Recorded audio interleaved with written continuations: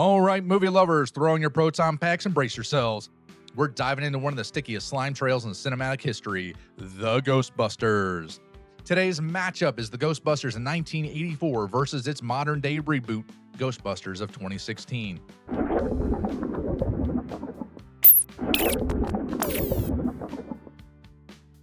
So let's start with the good old days, shall we?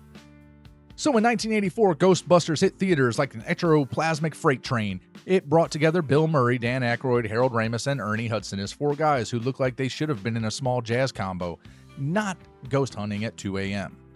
So here's the big numbers. Domestically, the film made about $243.6 million in its original run, and if you adjusted that for today's inflation, that equates out to $775.9 million. Whoa!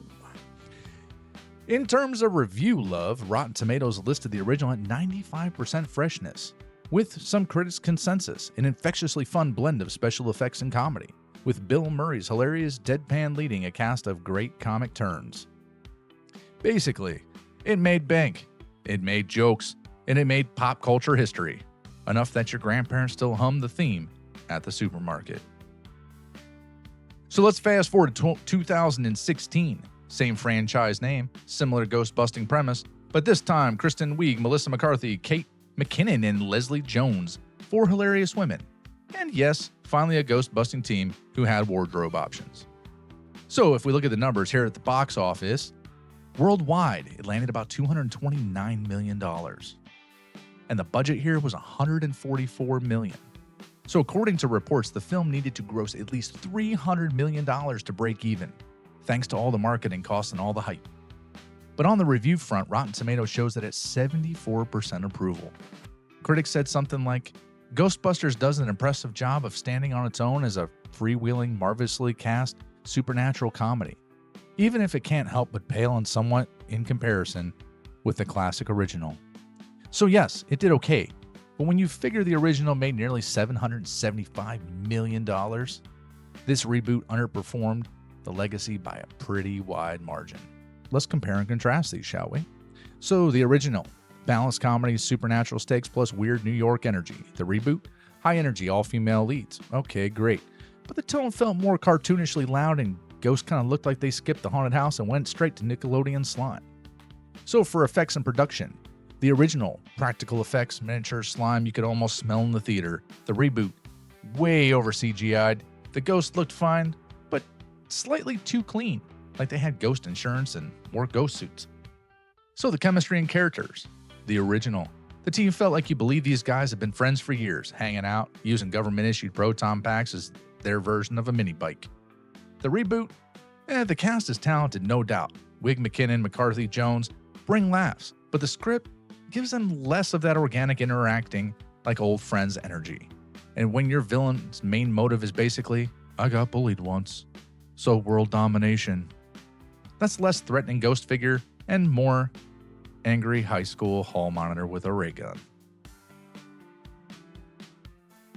So box office and reviews. The original 95% on Rotten Tomatoes with huge box office success. Roughly $775.9 million of success. Wow, I can't get over that. The reboot had a 74% on Rotten Tomatoes and worldwide $229 million on a large budget and likely not a profit winner. That hurts. So, original built on chemistry and ghostly fun, and the reboot built on chemistry, stuck in marketing limbo and haunted by its own budget for life. So let's be fair, both films have bright spots. Okay, so the original's high points, iconic one-liners. Who you gonna call? Ray Parker Jr.'s theme became a chart-topping single, and the tone is still fresh. Reboot's high points. The cast is amazing.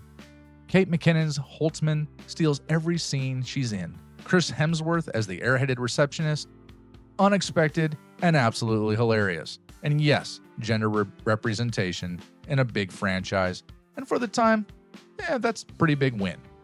But here's where the reboot epically misslimed itself. The big budget, high expectations, massive comparisons to the original. The marketing turned the reboot into a battle, and not against the ghosts, but against the internet trolls. Story cohesion. Some found it patchy. The script often felt like, we have this funny cast, but now what do we do with them? Rather than, we have this story, now how Do we make it funny? Box office versus budget mismatch.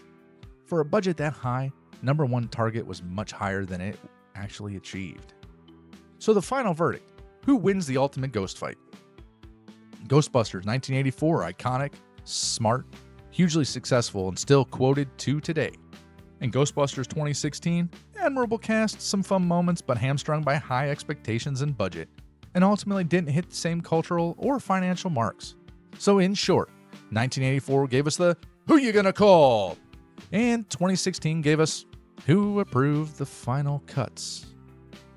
So what do you think? Was Ghostbusters 2016 unfairly slimed by critics, us, and the expectations?